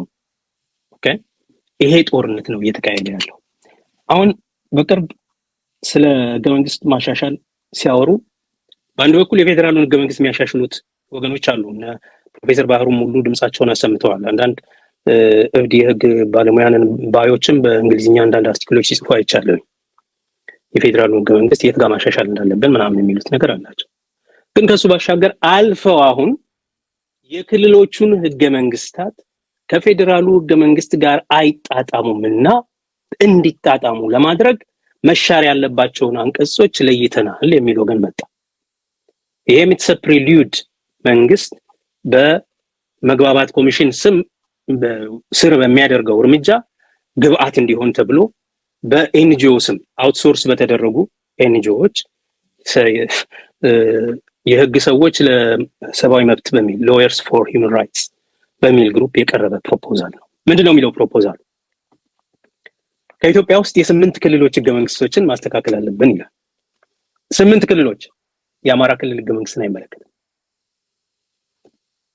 ኦኬ ሁለተኛ በእነዚህ ክልሎች ህገ መንግስታት ውስጥ ከኢትዮጵያ ህገ መንግስት ጋር ማይጣጣሙ ነገሮችን ለማስተካከል ነው ይላል። በተለይም ከአንቀጽ 25 ከአንቀጽ 39 ከአንቀጽ 38 ከአንቀጽ 30 ከአንቀጽ 40 ነው 41 32 38 እና 40 እንዲሁ yes 25 32 38 እና 40 እነዚህ ባይ ዘ ወይ ህግ የሚያውቅ ሰው ካለ ኢትዮጵያ ውስጥ የደረጀ የህግ ፍልስፍና ጁሪስፕሩደንስ ያለበት ኤሪያ ነው ይሄ እና በደንብ ሊተነተን ይገባል። ምናልባት ጊዜው ሲጄ በጽሁፍም በንግግርም ሌላ ጊዜ ማቀርበው ይሆናል። ግን አንዳንድ ነገር ልጥቀስ። ምንድነው እያሉ ያሉት? በኢትዮጵያ በክልሎቹ ህገ መንግስቶች ውስጥ ኦኬ ከኢትዮጵያ ህገ መንግስት ጋር የሚጻረር ነገር አለ ነው። ይሄ ከሆነ ከማንኛውም በኢትዮጵያ ህገ መንግስት በአንቀጽ 9 መሰረት ህገ መንግስቱ የሀገሪቱ የበላይ ህግ ነው። ከህገ መንግስቱ ጋር የሚጻረር ህግ፣ ውሳኔ እና ተግባር በህግ ፊት እውቅና የለውም፣ null and void ነው ይላል። የለም ማለት ነው። ማንኛውም ከኢትዮጵያ ህገ መንግስት ጋር የሚቃረን ህግ፣ ተግባርና ውሳኔ of no effect, null and void በህግ ፊት ዋጋ የሌለው የተሻረ ነው የሚል ከሆነ የሉም ማለት ነው ኦሬዲ። አንድ ሁለተኛ በእነዚህ ህገ መንግስታት ውስጥ ከኢትዮጵያ ህገ መንግስት ጋር ተቃርኖ ያላቸው አንቀጾች አሉ ካለ አንድ ሰው በእነዚህ ህገ መንግስቶች ምክንያት እነዚህ ህገ መንግስቶች ውስጥ ባሉ አንቀጾች ምክንያት መብቴ በዚህ መንገድ ተጎድቷል ካለ ፍርድ ቤት ሄዶ ተከራክሮ በዛ ሂደት ውስጥ ደግሞ እነዚህ ህገ መንግስታዊ ያልሆኑ አንቀጾች እንዲሻሩ ለፍርድ ቤት ጠይቆ ፍርድ ቤቱ የመሻር ዴክሌሬሽን ኦፍ ናሊፊኬሽን ያወጣላቸው ትዕዛዝ ይሰጥላቸዋል። ከዛ መብታቸውን ያስጠብቃሉ። በሙግት ነው እንጂ ብታስቀይረው በፍርድ ለዚያውም ፍርድ ቤት ሄዶ ፍርድ ቤቱ ደግሞ የለም እኔ ህገ መንግስት መተርጎም ስለማልችል የመተርጎም ስልጣን ያለው የፌዴሬሽን ምክር ቤት ስለሆነ ለሱም ደግሞ የሚያጣራለት ሌላ ኮንስቲቱሽናል ኢንኳይሪ ካውንስል የሚባል ስላለ እዛ ነው የምታደርጉት ካለ እሱ ሪፈር ያደርገዋል። እሱ ሪፈር ካላደረገውም ፍርድ ቤትም ከመሄዳቸው በፊት ቀጥታ የህገ መንግስት አጣሪ ጉባኤ ማቅረብም ይችላሉ። እሱንም ተተው ቀጥታ ለፌዴሬሽን ምክር ቤት ማቅረብ ይችላሉ። ምንድነው የሚሆነው? አንድ ሰው መብቱ በክልል ህገ መንግስቶች ውስጥ ባሉ ድንጋጌዎች ምክንያት በፌዴራል መንግስቱ ህገ መንግስት የተጠበቀ የሚወስደው እርምጃ ለህገ መንግስት ተርጓሚ ተቋማት ከፍርድ ቤት ጀምሮ ለህገ መንግስት አጣሪ ጉባኤ ለፌዴሬሽን ምክር ቤት ጉዳዩን በማቅረብ በዚህ ህገ መንግስት በፌዴራሉ ህገ መንግስት በዚህ አንቀጽ በአንቀጽ 25 በአንቀጽ 38 በአንቀጽ 32 በአንቀጽ 39 የተጠበቀ መብቴ ተሽሯል፣ ተጎድቶብኛል፣ እሱ እንዲከበርልኝ ይሄ የክልል ህገ መንግስት ይሻርልኝ። ማህበረሰቡ ወይ ግለሰቦች ወይ ደግሞ ያ ነገር የተከባቸው ሰዎች እንጂ ግሩፕ አይደለም ማለት ነው። ይሄ ነገር መጠየቅ ያለበት ያንን ጉዳዩ የደረሰበት መብቱ በተጨባጭ የተጎዳበት ሰው በፍርድ ቤት ወይም በህገ መንግስት ተርጓሚ ተቋማት በኩል ተከራክሮ መብቱን ማስከበር ይችላል። መብቱን ለማስከበር የክልሎቹን ህገ መንግስት በህግ ፊት እውቅና የላቸውም የሚል ከሆነ ፍርድ ቤቱ ያንኑ ይደነግጋል ማለት ነው። ይሄ አንቀጽ ከፌደራሉ ህገ መንግስት ጋር የማይጣጣም ስለሆነ ኢትስ ኦፍ ኖ ኢፌክት null and void ነው እንደሌለ ይቆጠራል ብሎ ውሳኔ ይሰጣል። ያኔ የክልሉ ህገ መንግስት ይሄ ነገር ከፌደራሉ ህገ መንግስት ጋር የማይጣጣም ሆኖ ስለተገኘ በተግባር እዚህ ህገ መንግስት ውስጥ ያለውን ይሄን አንቀጽ እንሽራለን እናሻሽላለን ብሎ የራሱን የማሻሻል ሂደት ይጠቀማል። ህገ መንግስቱ ውስጥ አለ የማሻሻል ሂደት። በመጀመሪያ ደረጃ የክልል ህገ መንግስታት አንቀጾች ከፌደራሉ ህገ መንግስት ጋር ማይጣጣሙ ከሆነ የመጀመሪያው ነጥብ የምናሰምርበት በህግ ፊት እውቅና የላቸውም null and void ናቸው አንቀጽ 9 ስለሚል። ስለዚህ የማሻሻል የምናምን ወሬ የለም። ሁለተኛ በትክክል ባለመጣጣማቸው ምክንያት መብቱ የተጎዳበት ግለሰብ ወይም ቡድን ካለ ያ ግለሰብ ወይም ቡድን ደግሞ በፍርድ ቤት ወይም አግባብነት ባላቸው የህገ መንግስት ተርጓሚ ተቋም በክልሉ ህገ መንግስት ተርጓሚ ሊሆን ይችላል። ምክንያቱም አሁን አንድ ክልል ውስጥ ከሆነ መብቱ የተከለከለው በክልሉ ህገ መንግስት ተርጓሚ ተቋም ጥያቄውን ማቅረብ ይችላል። ለምሳሌ ቅማንት የልዩ ማንነት እና የአካባቢ አስተዳደር ሊኖረኝ ይገባል ሲል በአማራ ክልል ህገ መንግስት ተርጓሚዎች ዘንድ ሄዶ መብቱን ይጠይቃል። ኦኬ የወልቃይት ህዝብ እኔ ወልቃይት እንጂ ትግራዋይ አይደለሁኝም ካለ የማንነት ጥያቄ አድርጎት በትግራይ የህገ መንግስት ተርጓሚ ተቋም መብቱን ያስከብራል። የክልሉ ህገ መንግስታዊ ተቋምም ከፌደራሉ ህገ መንግስት ጋር የሚጻረር ውሳኔ ከወሰነበት ለፌደራል የህገ መንግስት ተርጓሚ ተቋማት ማመልከት ይችላል። ሁለተኛው አካሄድ ይሄ ነው። ናው ሶስተኛ ላይ ሊሰመርበት የሚገባ ነጥብ የክልል ህገ መንግስቶችን የማሻሻል ኃላፊነት የክልል መንግስታት ብቻ ነው። ለምን? የክልሎች ሉዓላዊ ስልጣን ስር የሚወድቅ ተግባር ነው። ማንም ከውጭ መጥቶ ይሄ የህገ መንግስታቸው አንቀጽ መሻር አለበት መሻሻል አለበት ሊል አይችልም። የፌደራል ስርዓት ይሄንን አይፈቅድም። የክልሎች ሉዓላዊነትን የሚጥስ ጉዳይ ነው። ማድረግ የሚቻለው የማይጣጣም አንቀጽ ካለ በፍርድ ተከራክረህ በፍርድ ቤት ዋጋ የሌለው የህግ ድንጋጌ በአንተ ህገ መንግስት ውስጥ እንዳለ ካስመሰከርክ በኋላ ክልሉ ይሄ ነገር ትክክል አይደለም ፍርድ ቤትም ወስኖብናል ስለዚህ እናስተካክለው ብሎ በራሱ የማሻሻያ ሂደት ያሻሽላል እንጂ አንድ የሆነ አዲስ አበባ ቁጭ ያለ ቡድን ቁጭ ብሎ ይሄ ከህገ መንግስት ጋር ስለሚጻረር ይሻር ሊል አይችልም። ክልሎች በህገ መንግስቶቻቸው ውስጥ ሁሉም ክልሎች በህገ መንግስቶቻቸው ውስጥ የህገ መንግስት ማሻሻያ ስነ ስርዓት አላቸው። ህገ መንግስቱ የሚሻሻልበት መንገድ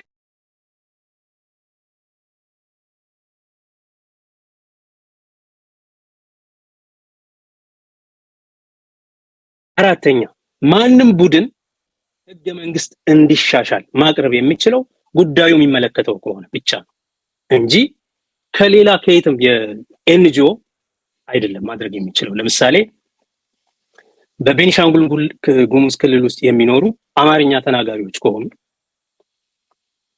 አማርኛ ተናጋሪ በመሆናችን እንዳንመረጥ ተደርገናል የሚል ክርክር ስላለ ነው። ይሄን ነገር አብራራለሁ ሰው አድርጌ ጊዜው ሲጭ ክርክር ስለነበረ ነው።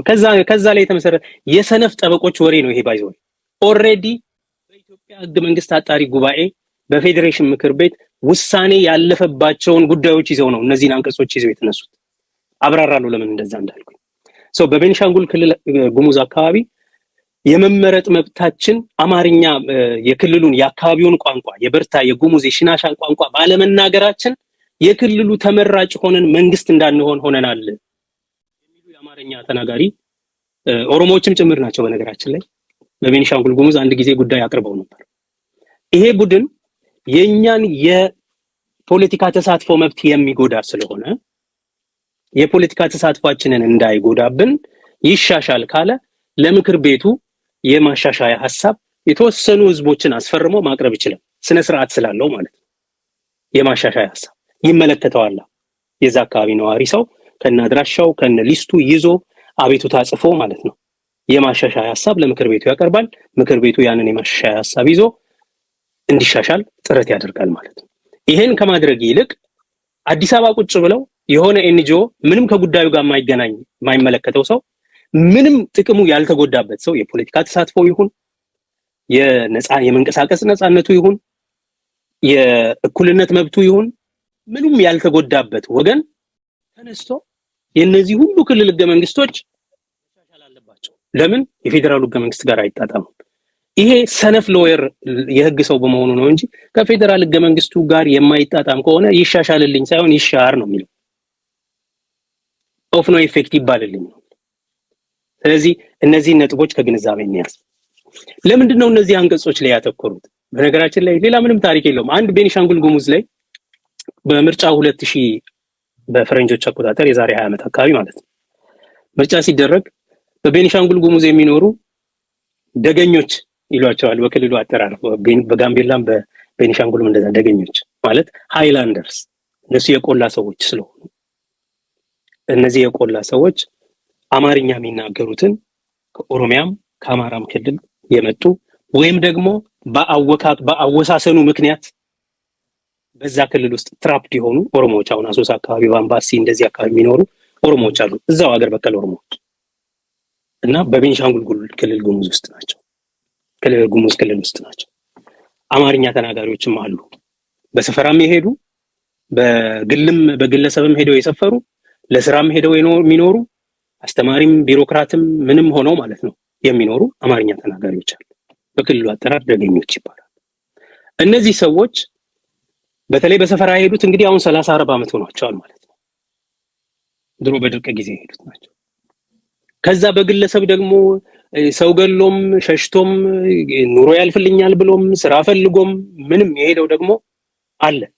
እዛ በአካባቢው ደግሞ አገር በቀል ሆኖ የኖረውም አለ። እነዚህ ሰዎች በ2000 ምርጫ በተለይ አማርኛ ተናጋሪዎቹ ምርጫ መወዳደር ይፈልጋሉ። የምርጫ ህጉ ከክልሉ ቋንቋዎች አንዱን መናገር አለባችሁ ይላል። ከክልሉ ቋንቋዎች አንዱን መናገር አለባችሁ። ለምን? የምታገለግሉትን ህዝብ ቋንቋ ማወቅ ስላለባችሁ። እነዚህ ሰዎች ብዙ አመት በዛ ቢኖሩም አገራቸው የአገር ቢሆንም የሲቪክ ማንነታቸው ቤኒሻንጉል ጉሙዝ ቢሆንም እነሱን ስለሚጠየፉ ነባሮቹን የአካባቢውን ህዝቦች ስለሚጠየፉ ቋንቋዎቻቸውን ስለሚጠየፉ ቋንቋዎቻቸውን አይችሉም። ስለዚህ ምርጫ ቦርድ የክልሉ ጽህፈት ቤት ምን ይላል? ቋንቋውን የማትችሉ ከሆነ መወዳደር አትችሉም ይሏቸዋል። ከዛ ምን ያደርጋሉ? ቋንቋውን በቋንቋ ምክንያት የመለያየት ጉዳይ ደረሰብን፣ ዲስክሪሚኔሽን ደረሰብን። የአንቀጽ 25 የእኩልነት መብታችንን የሚያስጠብቀው የአንቀጽ 38 የመመረጥ መብታችንን የሚያስጠብቀው የፌደራሉ ህገ መንግስት እነዚህ ህገ መንግስታዊ አንቀጾች ይቃወረናል የምርጫ ቦርድ ውሳኔ ብለው ይከራከራሉ። ኦኬ። ከዛ እንዲያውም የዩኒቨርሲቲም የተለያዩ አካባቢ ያሉ የአማራ የህግ ሰዎች አደራጅተው አሰባስበዋቸው ፌዴሬሽን ምክር ቤት ድረስ ይዘው ይሄዳሉ። ጉዳዩ ኮንስቲቱሽናል ኢንኳይሪ ካውንስል የህገ መንግስት አጣሪ ጉባኤ ጋር ይቀርባል። ህገ መንግስት አጣሪ ጉባኤ ያየውና 9 ሰው ነው 11 ሰው ነው ያለው በህገ መንግስት አጣሪ ጉባኤ ውስጥ።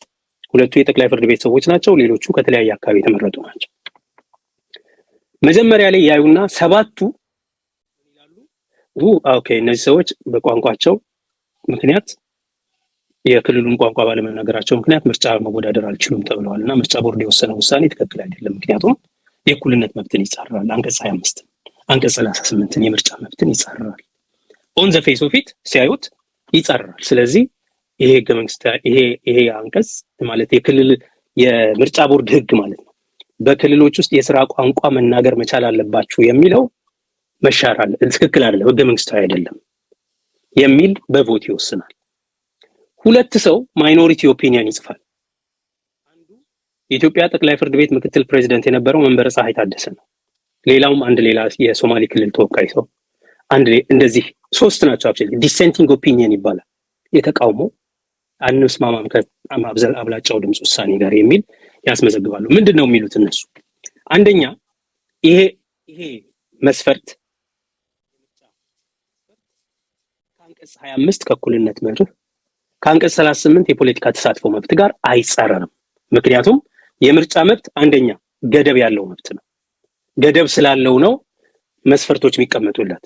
በአካባቢው ለዚህ ያህል ጊዜ ዓመት የኖረ የአካባቢውን ቋንቋ የሚናገር እድሜው 18 ወይም ለመመረጥ ደግሞ 21 የሆነ ምናምን የሚሉ መስፈርቶች ኳሊፊኬሽኖች ይቀመጣሉ። በመመረጥ መብት ላይ ኳሊፊኬሽን ማስቀመጥ አይደለም ያለ ነው። ልክ እንደ እድሜ የአካባቢውን ቋንቋ መቻል አለባችሁ ነው የተባሉት እንጂ አማርኛ ስለተናገራችሁ አትመረጡም አይደለም የተባሉት። ኢኔብሊንግ ዲስክሪሚኔሽን ነው እንጂ ዲስኤብሊንግ ዲስክሪሚኔሽን አይደለም። የምልህ ይገባሃል? አማርኛ ስለተናገርክ ሳይሆን የተገለልከው ሌላ ቋንቋ መቻል ሲገባህ ባለመቻል። ለምሳሌ በተባበሩት መንግስታት ለመቀጠር ስትፈልግ ወይም በአንዳንድ የውጭ ተቋማት በፈረንሳይ ኤምባሲ ለመቀጠር ስትፈልግ የፈረንሳይኛ ቋንቋ መቻል ይላል። አሁን ይሄ ከእኩልነት መብትን የሚጻረር ነው? ወይንም ደግሞ አካውንቲንግ ዲግሪ ያለህ ይላል። ይሄ የእኩልነት መብትን የሚጻረር ነው? ኳሊፊኬሽን ነው። የመመረጥ መብት ኳሊፊኬሽን አለ። እድሜ 21 መሆን አለበት፣ በአካባቢው መኖር አለብህ ለተወሰነ ጊዜ እና ቋንቋ መቻል አለብህ ይላል። ስለዚህ እንደዚህ አይነት መስፈርት መቀመጡ የእኩልነት አንቀጽ 25ንም አይጥስም፣ አንቀጽ 38ንም አይጥስም፣ የፖለቲካ ተሳትፎ መብትንም አይጥስም። ስለዚህ ኢንፋክት ይላሉ አንደኛ ዜጎቹ ለማገልገል እንዲያስችሉ የብቃት ኳሊፊኬሽን ይሰጣቸዋል። ካልቻሉ አሁን ተምረው መምጣት ይችላሉ። በአሁኑ ብርጫ ያመልጣቸዋል፣ በሚቀጥለው ይችላሉ። ሁለተኛ ይሄ ሀገር የፌደራል ስርዓት ያለበት ክልል ሀገር ነው። በዚህ ክልል ውስጥ ክልሎች የራሳቸውን ቋንቋ መወሰን ይችላሉ የሚል ህገ መንግስታዊ ድንጋጌ አለ። ክልሎቹ በዚህም መስፈርት በክልሎቹ ያሉ የሥራ ቋንቋዎችን ወስነዋል። ስለዚህ ክልሎቹ የራሳቸውን ከማስተዳደር መብት በአንቀጽ 39 ንዑስ ቁጥር 2 የቋንቋን የማሳደግ መብት በአንቀጽ 39 ንዑስ ቁጥር 3 ሙሉ በሙሉ ራስን የማስተዳደር መብት በሚለው ለመጠቀም እንዲችሉ ቋንቋቸውን የሥራ ቋንቋ ያደርጋሉ። ይሄን የሥራ ቋንቋ ማድረግ የመንቀሳቀስ መብትንም አይጎዳም፣ የፖለቲካ ተሳትፎንም አይጎዳም፣ የእኩልነት መብትንም አይጎዳም። ኢንፋክት እስከ ዛሬ ድረስ እኩል ያልሆኑትን ቋንቋዎችና ህዝቦችን እኩል የሚያደርግ ነው የሚል ይከራከራሉ። ሶስተኛ በእርግጥ የመለያየት ነገር ያደርጋል ወይ ቋንቋ በሚችሉና ቋንቋ በማይችሉ መካከል ተብሎ ሲታይ አዎ ያደርጋል። ምክንያቱም ቋንቋውን ካልቻልክ አትወዳደርም ብሏል። ግን it is called a fair discrimination ተገቢነት ያለው መለያየት ነው እንጂ unfair discrimination አይደለም።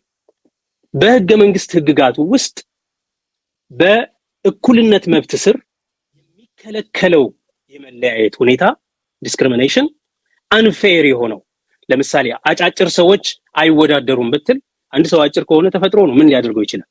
ሄዶ አድጎ አይመጣም፣ ቀጥሎት አይመጣም ወይም ደግሞ አይናቸው ጠይም የሆነ ብራውን የሆኑ ሰዎች መወዳደር አይችሉም ካልክ ተፈጥሮ ነው ምንም ሊያደርግ አይችልም። ኦኬ አማሮች መወዳደር አይችሉም ካልክ እሱን ምንም አማራነቱን መታጠብ አይችልም። ይሄ አርቢትራሪ የሆነ በዘፈቀደ የሆነ ኢፍትሃዊ የሆነ ፌር ያልሆነ መለያየት ነው። ምንም ሊያደርገው አይችልም። አማራነቱን ምን ይታጠበዋል? አማርኛ ምንም ሊያደርገው አይችልም። በምርጫ ህጉ የተጠየቀው መስፈርት ግን አንፌር አይደለም። ምክንያቱም ቋንቋውን የአካባቢውን ቋንቋ መቻል አለባችሁ ነው። የአካባቢውን ቋንቋ መቻላቸው አንደኛ የክልሎችን የራስን ቋንቋ የመወሰን መብትን ያስተገብራል። ሁለተኛ የክልሎችን የቋንቋ መብት ያስከብራል። ህገ መንግስታዊ ነው ይሄ በፌደራል ህገ መንግስት። ሶስተኛ ግለሰቦቹ በቋንቋ ምክንያት አልተወገዱም። ቋንቋ ካልቻሉ ተምረው መተው መማር ይችላሉ። እንደ ቁመት አይደለም፣ እንደ አማራ ማንነት አይደለም። ልትታጠቡ አትችልም፣ ምንም ልታደርጉ አትችልም። ተው አይደለም የተባሉት፣ ቻሉ ነው የተባሉት። ኢኔብሊንግ ዲስክሪሚኔሽን። ስለዚህ ይሄ ፌር ዲስክሪሚኔሽን ነው የሚባለው። ይሄ በዓለም ዙሪያ በደቡብ አፍሪካ በተለያዩ የዓለም በጀርመን ህገ መንግስታዊ ፍርድ ቤት የጸና ጁሪስፕሩደንስ ነው። እነዚህን ነገሮች ያስቀምጣሉ እነዚህ ሶስት የዲሰንቲንግ ኦፒኒየን የጻፉ ሰዎች። ከዛ ፌዴሬሽን ምክር ቤት ይቀርባል። የህገ መንግስት አጣሪ ጉባኤ ከወሰነ በኋላ የአብላጫው ድምጽም የአናሳው ድምጽም ይቀርባል። በዛ ወቅት ይነበባል ለፌዴሬሽን ምክር ቤት። ፌዴሬሽን ምክር ቤት ማለት የብሔር ብሔረሰቦች ተወካዮች ምክር ቤት ነው እና የሰባቱ ዶክተር ፋሲል ናሆም የሚመሩት ማለት ነው የነሱ የመጀመሪያ ውሳኔ ይነበባል። ምክር ቤቱ አልጣመው ይሄ እኮ አንፌር የሆነ ዲስክሪሚኔሽን አይደለም የሚለው ግን ሊናገሩት ያልቻሉት ነው። ከዛ የማይኖሪቲ ኦፒኒየን አሁን ያልኩ በስርዝር ያብራራውት ጁሪስፕሩደንስ ይነበባል።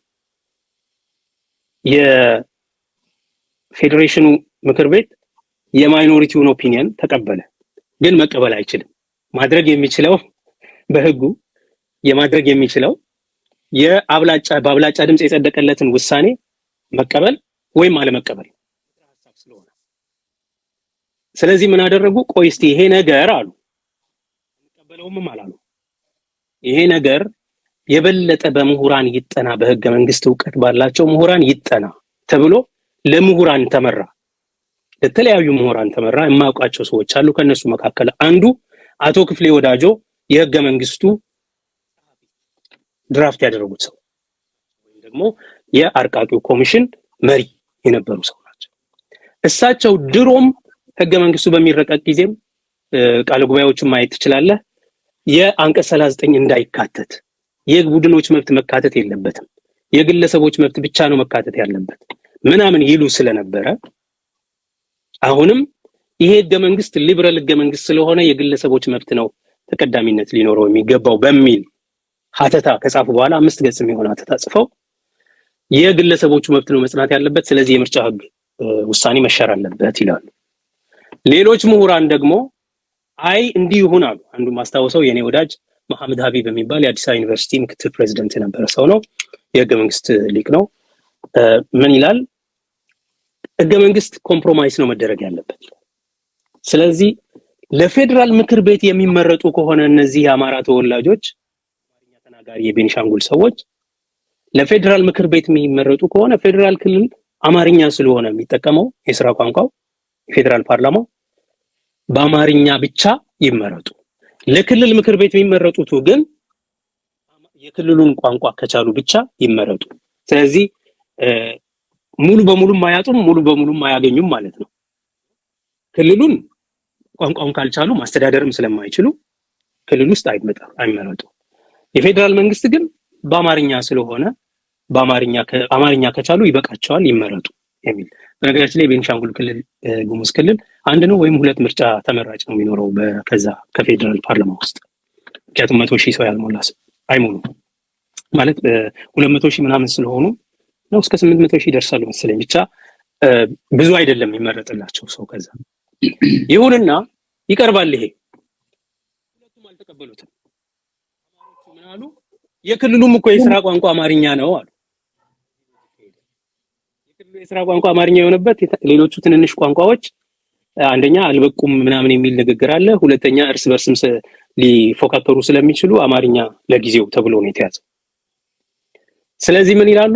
በፌደራሉ ካላችሁ በክልሉም አማርኛ ስለሆነ እኛ መመረጥ አለብን፣ ይሄን ውሳኔ አንቀበልም እና ምክር ቤቱ ይሄን ስለተቀበለ ማለት ነው።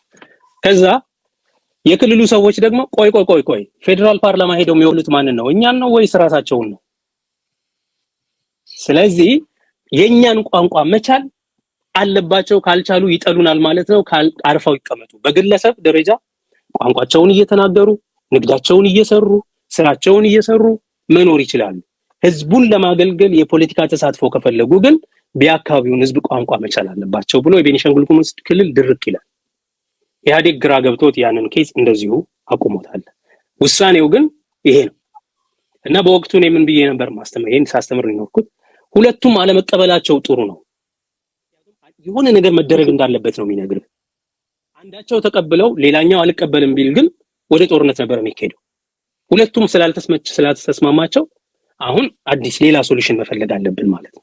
አሁን እነዚህ ሰነፍ የህግ ሰዎች ሄደው አንቀጽ 25ን አንቀጽ 30ን 32ን የመንቀሳቀስ መብት ነው አይዞይ 32 አንቀጽ 38ን የፖለቲካ ተሳትፎ መብት እና አንቀጽ 40ን የሚጻረሩ አንቀጾች አሉ። የትኞቹ መሰለ?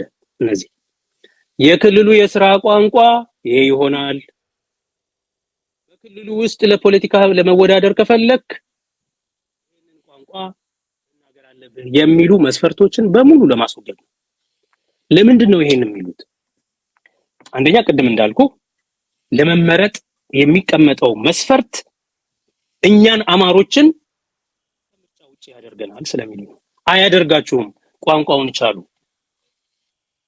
ሁለተኛ ቋንቋው የሥራ ቋንቋ በየክልሎቹ የተለያየ የሥራ ቋንቋ መኖሩ የመንቀሳቀስ መብታችንን ይነፍጋል የሚል ረጅም ጊዜ የፈጀ ክርክር አለ። በኢትዮጵያ ውስጥ ተንቀሳቅሶ የመኖር የመስራት መብት በህገ መንግስት አንቀጽ 32 የተቀመጠ ነው። በሁሉም ክልሎች ህገ መንግስቶችም የተቀመጠ ነው። ማንም ሰው እንዳይንቀሳቀስ የሚያግድ ተግባር የትም ቦታ የለም። ቋንቋ አለመቻላችን የሥራ ቋንቋውን አለመቻላችን ስራ እንዳንሰራ ለምሳሌ የመንግስት ስራ እንዳንቀጠር ያደርገናል ነው እያሉ ያሉት። የመንግስት ስራ ለመቀጠር ከፈለጋችሁ፣ ፍርድ ቤት ዳኛ መሆን ከፈለጋችሁ፣ ፓርላማ አባል መሆን ከፈለጋችሁ የክልሉን የሥራ ቋንቋ መቻል አለባችሁ ነው የተባላችሁት እንጂ አማርኛችሁን እየተናገራችሁ እዛ ሀገር መሄድ አትችሉም፣ እዛ ሀገር ንብረት ማፍራት አትችሉም፣ መነገድ አትችሉም፣ ማረስ አትችሉም፣ መኖር አትችሉም አልተባላችሁ። ቋንቋውን እዛ ደግሞ መሳተፍ ከፈለጋችሁ ደግሞ ቋንቋውን መቻል አለባችሁ። ይሄንን መቀበል አልፈለጉም። ለምን? እንደ ድሮ በበላይነት የራሳቸውን ቋንቋ ብቻ እየተናገሩ የሌላውን ቋንቋ እያጣጣሉ በክልሎቹ ውስጥ የበላይ መሆን ይፈልጋሉ። ስለዚህ ነው ይሄ ሐሳብ አሁን ለማለት የምፈልገው ይሄ ሐሳብ ጦርነት በሌላ መንገድ ነው የምለው የብሔር ብሔረሰቦችን ለመጨቆን የአንድን ብሔር የበላይነት በክልሎቹ ላይ በጉልበት ለመጫን የሚደረገውን የፋኖ ዘመቻ በህግ መንገድ እነዚህ ደግሞ እያደረጉት ነው። አሁንም በአገራዊ ዳያሎግ ምክክር ተብሎ በሚደረገው የማሻሻል ስራ ውስጥ እነዚህ ነገሮች ናቸው የሚነሱት። ሌላ ህገ መንግስት ማሻሻል ብለው የሚያወሩት ሌሎች ሰዎች መግቢያው እኛ ኢትዮጵያ ህዝቦች ምናምን ማለት የለበትም፣ ብሔር ብሔረሰብ ማለት የለበትም ምናምን የሚሉ ሌሎች ነገሮች ስንክሳሮች ይጨምራሉ። ይሄ ሁሉ ግን አንድ ነው። ዞሮ ሁላቸውም የሚሉት ነገር የኢትዮጵያ ብሔር ብሔረሰቦችና ህዝቦች አንደኛ ቋንቋቸው ሊከበር አይገባም፣ የሥራ ቋንቋ መሆን የለበትም። ኦኬ ባጭሩ ይሄን ነው ያሉት፣ የሥራ ቋንቋ መሆን የለበትም። ሁለተኛ እነሱን መቻል ለፖለቲካ ተሳትፎ መስፈርት መሆን የለበትም። ለምን? የነሱ ቋንቋ የመንግስት ቋንቋ ሆኖ እኩል መውጣት የለበትም። ባለ ብዙ ቋንቋ ሀገር መሆኗ መረሳት አለበት፣ ባለ አንድ ቋንቋ ሀገር እንደሆነች ሁሉ። ሶስተኛ ሁላችንም የትም ቦታ ሄደን እንድንኖር ይላል። ሌላው ህዝብ አማራ ክልል ሄደን እንዳንሰራ ተደረግን፣ አዲስ አበባ ሄደን እንዳንሰራ ተደረግን ብሎ ኮምፕሌን አድርጎ አያውቅም። የሥራ ቋንቋ ግን አዲስ አበባም አማራ ክልልም አማርኛ ነው። ምን ይነግርሃል? ያ ሁሉም ሰው ባይችልም እንደሚችል ፕሪዚዩም ይደረጋል። ስለዚህ ነው የኦሮሞ ልጆች የሶማሊ ክልል ልጆች በተደጋጋሚ የሥራ ቋንቋ ኦሮምኛ ሶማሊኛ መሆን አለበት የሚሉት። አይችልም ሰው። ነገር ግን እነሱ ኮምፕሌን አያደርጉም። የመንቀሳቀስ መብታችን ተጎዳ አይሉ፣ የእኩልነት መብታችን ተጎዳ አይሉ። ለምን? መቀጠር ከፈለጉ መስራት ከፈለጉ የአካባቢውን ቋንቋ ለመማር ይጣጣራሉ፣ እየተኮላተፉም ቢሆን ይናገራሉ። ማን ነው ታዲያ የመንቀሳቀስ መብት የተጎዳ ያለ ሌት ተቀን የሚጮኸው? የመስራት መብቴ፣ የፖለቲካ ተሳትፎ መብቴ የተጎዳ፣ የእኩልነት መብቴ የተጣሰ፣ የእኩልነት አይደል የበላይነት መብቴ ይከበርልኝ የሚል ጉልበተኞች ቡድን የኢምፓየሩን ካርታ ተከትለው ዱካውን ይዘው በየአካባቢው አሁንም በኢምፓየር ፕሪቪሌጅ ተጠቃሚ ሆነው ለመኖር የሚፈልጉ የአማራ የበላይነትን የሚያራምዱ ልሂቃን ናቸው ይሄንን ጦርነት እያካሄዱ ያሉት። ጦርነቱ በትጥቅ ይሆናል፣ በፖለቲካ ይሆናል፣ አሁን ደግሞ በህግ እየሆነ ነው። ስለዚህ እየሆነ ያለው ነገር ጦርነት በሌላ መንገድ ነው እንጂ የመብት ጉዳይ አይደለም። ከመብት ጋር ምንም አያገናኘው። ዶክተር ጸጋዬ እጅግ በጣም ነው የማመሰግነው። ምክንያቱም ይሄ በጣም ረጅም ምናልባትም ዩኒቨርሲቲ መምህርም ስለነበሩ ስንት ኮርስ ሊያሰጥ እንደሚችል አላውቅም። ዛሬ የተለተሉልን ነገር ለብዙ ኢትዮጵያኖች ብዙ ነገሮችን የሚያሳይ ነው። በተለይም የቤኒሻንጉልን እሰጥ አገባና የነበረውን ክርክር እንዲህ በሚዲያ ደረጃ የነበረውን አሁንም ሰነዱ ቁጭ ብሎ ያለውን ነገር እነዚህ ሰዎች ዘመጣታቸው ጊዜ ጠብቀው ጊዜ ሰጠን ብሎ ሲያስቡ ወይ ደግሞ ዛሬ አሁን ጊዜያችን ነው ብሎ ሲያስቡ መዘው ማጣታቸው ምን ያህል ደካማ መሆናቸውን እና ህገ መንግስቱንም ጭምር ማቁ መሆናቸው ወይ ደግሞ የተቀመጠው ሰነድና አጀንዳዎችን ያለመመልከታቸውን የሚያሳብቅባቸው ነውና ምናልባት በእንቅጩ የሚያስቀርባቸው ለፌዴሬሽን ምክር ቤት የሚያቀርበው ሰዎች ምናልባት የኢትዮጵያን ህገ መንግስት እንዲያውቁት ቆም ብሎ የነበረውን ነገር እንዲመለከቱ የሚያስገድድ ነገር። ሰዓታችን እጅግ በጣም ሄዷል። በጣም ብዙ ጥያቄዎች አሉኝ። ቆይተን ነው የተገናኘነው። የማነሳለው በጣም ትልልቅ ጥያቄዎች አሉ። ፕሮፌሰር ባህሩ ዘውዴ ያነሳቸው ሐሳቦች አሉ። ጦርነት በኦሮሚያ ላይ ያወጁ ሰዎች አሉ። እነሱን ጥያቄዎች ምናልባት ከአንድ 2-3 ቀን በኋላ ተመልሰን እንመጣለን። ሌሎች አጀንዳዎች ይጨምረን ዶክተር ጸጋዬ። ምናልባት ለዛሬ ግን የሚያስተላልፉት መልእክት ካለ ምናልባት አንድ ሰዓት ተኩል ስለቆየን የሚያስተላልፉት መልእክት ካለ ድሉ ልስጥና ውይይታችንን በዚህ እንቋጭ። መልካም። አሁንም ማስተላለፍ ፈልገው መልእክት ለኢትዮጵያ ሕዝብ በሙሉ ማለት ነው። አሁንም ጦርነት ውስጥ ያለነው መርሳት የሌለብን ሌት ተቀን እየሞቱ እየረገፉ ያሉ የሰብአዊነት አደጋ ውስጥ ያሉ ዜጎቻችን አሉ። የፍትህ እጦት ያላቸው ዜጎቻችን አሉ። በድሮን የሚደበደቡ አሉ። በመከላከያ የሚወድሙ አሉ። በሶማሌ ክልል ያለው ሁኔታ የምታውቀው ነው። ፍጹም የሆነ ያለመረጋጋት አለ። መንግስቱ ራሱ ተከፋፍሎ ማለት ነው። የሙስጠፌ መንግስት በተለያየ አካባቢ የሶማሌ መሪዎችን ወደ እስር ቤት እያጋዘ ነው እና አሁን ያለንበት ሁኔታ በጦርነት ውስጥ ያለንበት ነው። በኦሮሚያ በትግራይ በተለይ ትግራይ አሁንም በከበባ ውስጥ ነው ያለው። አሁንም ህዝብ እያለቀ ነው። አሁንም ህዝብ እየረገፈ ነው። ኤር ሊፍት ማድረግ ሲችሉ የዓለም አቀፍ ማህበረሰባትም ሁሉ በአብይ አህመድ ምህረት ውስጥ እንዲወድቅ አድርገውታል። ያንን ህዝብ ሌላ ቦታ እየተሯሯጡ ኤር ሊፍት ያደርጋሉ፣ ኤር ድሮፕ ያደርጋሉ ምግብ፣ መድኃኒት። በኢትዮጵያ ግን የአብይ አህመድ ፍላጎት ላይ እንዲመሰረት አድርገውታል። ይሄ ተገቢ አይደለም። የኢትዮጵያ ህዝብ ይሄንን ልክ አይደለም ብሎ ኮንኖ መቃወም አለበት። ይልቅ ምንም እንዳልሆነ በኦሮሚያ ጦርነት እንደሌለ አጠገባቸው ራሱ አብይ አህመድ ፊንጫ አካባቢ 147 ኪሎ ሜትር ላይ የስኳር እጥረት የመጣው በዚህ ምክንያት ነው ብሎ ፋብሪካ ሸኔን ስላለ ነው ምናምን ይላል። ያን ያህል የኦሮሞ ጦር አዲስ አበባን ከቦ እየተዋጋ ከሆነ በጦርነት ውስጥ ካለን ጊዜው ይሄንን መንግስት ከእብደቱ እንዲመለስ ተቃውመ ፊት ለፊቱ መቆም ያለበት ጊዜ ነው እንጂ ይልቅ የአድዋ ድል የኔ ነው የነከሌ ነው የሚል ድምድም ላይ የምታተኩሩበት ጊዜ አይደለም። የበዓል አከባበር ጉዳይ ላይ የምታተኩሩበት ጊዜ አይደለም። እነዚህ የከተማ ውርጋጦች እንደሚሉት ደግሞ እከሌ ኮንጎ ያደረገች ናት ምናምን የሚባልበት ጊዜ አይደለም። ኮንጎ ማድረግ እኮ በያባት ነው ምናምን የሚሉ የሚመጻደቁም አሉ። ይሄ አይደለም ጊዜው። የምትበላው ነገር አጥተህ የዋጋ ንረት አፍንጫ ላይ ወጥቷል። በቀን አንዴ ነው በልቶ የሚያድረው የከተማው ህዝብ ለረጅም ጊዜ። በሰብአዊነት እርዳታ እጦት የሚንገላቱ መኖራቸው ሳይሆን የሰብአዊ እርዳታ ካገኙ ከየት አባታችሁ አመጣችሁ ተብለው የሚታሰሩ፣ የሚገደሉ፣ የሚጎሳቆሉ ሰዎች በወሏል። ስለነዚህ ወገኖቻችሁ አስቡ። ልንረዳ ብለን ለመርዳት አልቻልንም በጅራ በኩል ስለሚፈሩ። በየከተሞቹ ብዙ ችግሮች አሉ። እየሞቱ ያሉ እየተሰቃዩ ሰዎች አሉ።